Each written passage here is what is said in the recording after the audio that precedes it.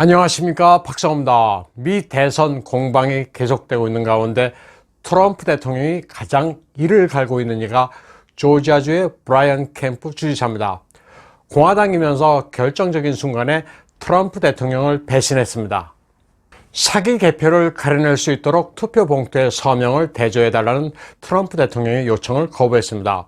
사기의 노다지라 할 수 있을 정도로 간단하게 서명만 대조하면 부정 사례가 쏟아져 쉽게 조지아주의 승리를 가져올 수 있는데도 불구하고 주무장관 라펜스퍼거와 공모해 트럼프의 반기를 들었습니다. 그런데 브라이언 캠프의 마각이 드러났습니다.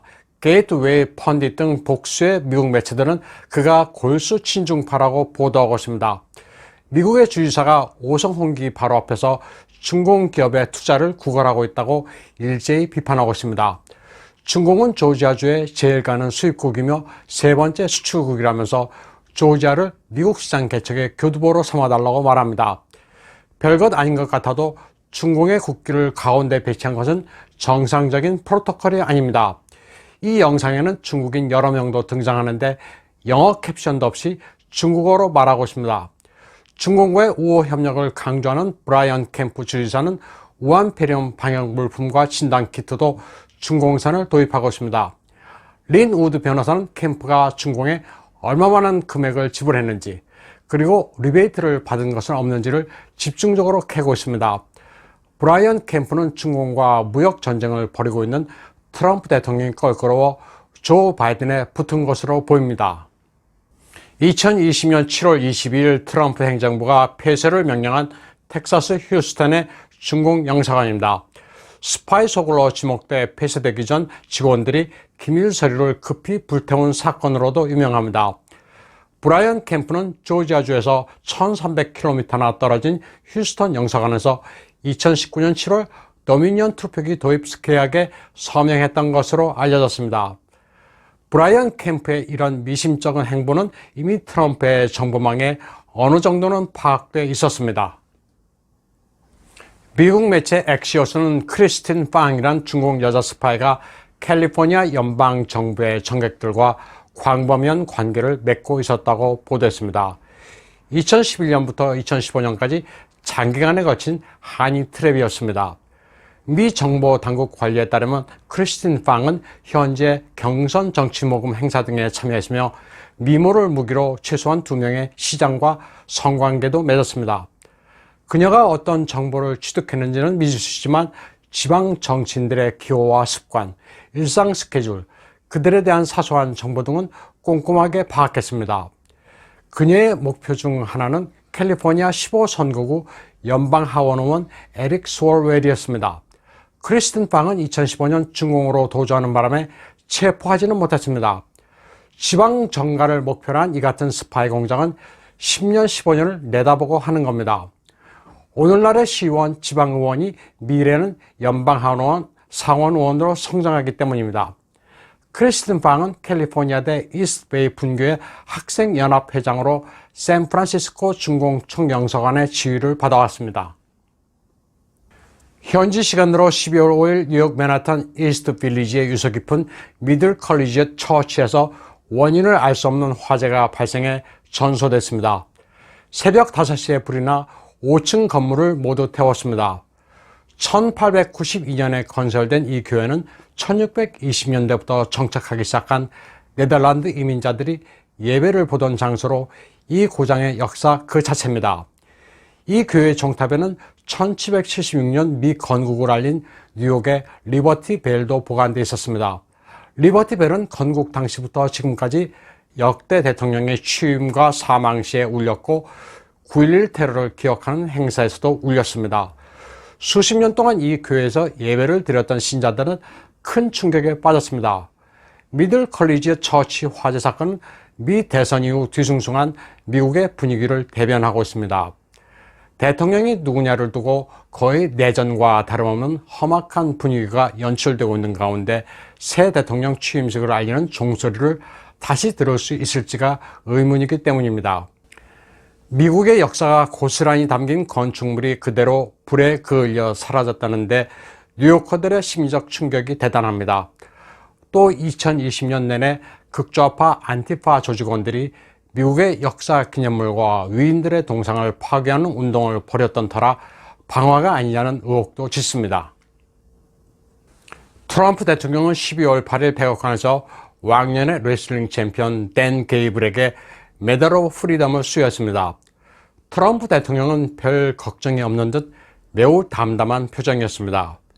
그는 미국에서 발생한 선거 사기극은 제3세계에서나 있을 법한 나라의 치욕이라고 말했습니다. 각지의 누구의 것인지도 알 수 없는 투표 기계가 물밀듯이 들어와 고장 같지도 않은 고장이 발생했고 수천 장의 표를 불법으로 보내다가 적발됐다고 말했습니다. 그리고 이 모든 것이 나를 겨냥해 발생한 것이며 투표 기계는 알다시피 제3세계 국가에서 온 것이라고 했습니다. 이 사안은 이미 수사 중이고 우리는 어떤 조치를 취해야 하는지를 알고 있다. 앞으로 며칠 내에 큰 일이 일어날 것이라고 강조했습니다. 트럼프 대통령은 펜스 부통령과 함께 조 바이든과 카말라 해리스를 대상으로 한 소송도 제기했습니다. 위스콘신 밀워키 카운티와 데인 카운티의 결과를 번복해 줄 것을 순회 법원에 요청했습니다. 트럼프 대통령이 반란 진압법을 발동해 줄 것을 요청하는 목소리도 커지고 있습니다. 트럼프 대통령은 이에 대해 줄곧 침묵을 지켜왔습니다. 그러던 중 5일 스톱 더 스틸 연맹 전국 본부의장 마이클 쿠드리는 트위터를 통해 관련 제안을 했고 트럼프 대통령은 처음으로 반응을 보였습니다. 그러자 이에 호응하는 의견들이 본물을 이루고 있습니다. 마이클 쿠드리는 더미니언과 스마트매틱이 국가 안전에 대한 위협임을 선포하라고 트럼프 대통령에게 촉구했습니다. 그리고 외국 회사가 미국민의 선거를 훔치지 못하도록 그들과의 거래를 금지해 줄 것도 요청했습니다. 그러자 또 다른 네티즌은 쿠드리의 포스팅을 공유하면서 이는 너무 쉬운 일이다. 국가 안보의 우선하에서 반드시 쿠드리의 제안을 실천해야 한다고 말했습니다. 그런데 트럼프 대통령이 이 네티즌의 포스팅을 다시 공유하면서 인터레스팅이라고 했습니다. 직접적으로 그러겠다는 표현은 아니지만 상당한 파란을 일으키고 있습니다. 이 같은 트럼프 대통령의 반응에 한 네티즌은 지구에서 제가 하는 쇼맨이다. 모두들 같이 트럼프 유희를 대통령의 즐기자고 했습니다. 반드시 계획이 있을 거라 믿는다. 트럼프 대통령 최고라는 반응도 있었습니다. 그런가 하면 비정치인 출신인 도널드 트럼프가 쿠데타나 다름없는 사기 선거 기도를 제압하면 미 역사상 가장 위대한 정치 전략가가 될 거라는 찬사도 있었습니다. 우리가 보호하겠다는 여성도 있었고 이런 일을 생각이나 했겠냐. 정말 흥미롭다는 이도 있었습니다. 그리고 더램, 바, 레이를 해고할 때가 됐다. 그들의 발목 잡기가 선거 사기를 조장했다고 외치는 이도 있었습니다.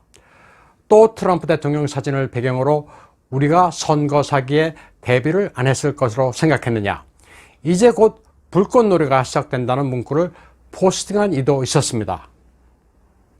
12월 7일은 진주만 사건 기념일이었습니다. 이날 이방카는 가족들과 함께 워싱턴 DC 링컨 기념관을 방문했습니다.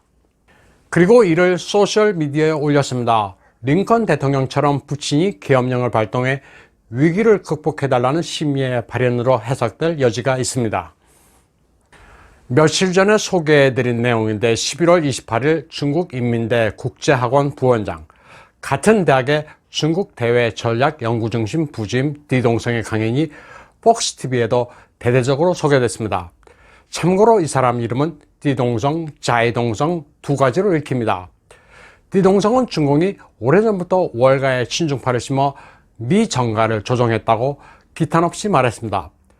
과거 30년, 40년 동안 중공은 미국의 권력 핵심부에 라오펑여우가 있어서 양국 간에 문제가 생겨도 바로바로 해결이 가능했다고 말했습니다. 디동성은 이 강연에서 바이든의 중공 사업에 대해서도 언급했습니다. 트럼프 대통령이 집권한 이후 월가가 트럼프 대통령을 제압하지 못하는 바람에 미중 무역 분쟁에서 친중파 미국 정객이 도울을 했지만 여의치 않았다고도 말했습니다.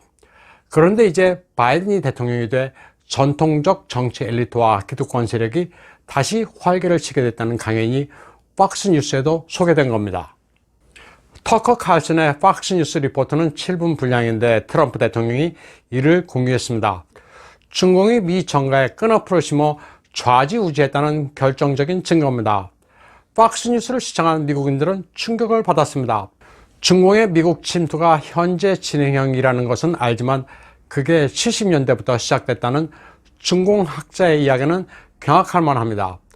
트럼프만이 나라를 지킬 유일한 희망이라는 공감대가 급속히 확산되고 있습니다. 2016년 트럼프 대통령 집권 시기부터 미중 관계가 쉽지 않게 됐다는 중공 싱크탱크 연구원의 강연을 트럼프 대통령이 보고 어떤 생각을 했을지가 흥미롭습니다. 이 영상은 트럼프 대통령에게는 천우신조입니다. 외국의 선거 개입 시 대통령이 비상 권한을 행사할 수 있는 근거가 되기 때문입니다. 오늘 방송은 여기까지 하겠습니다.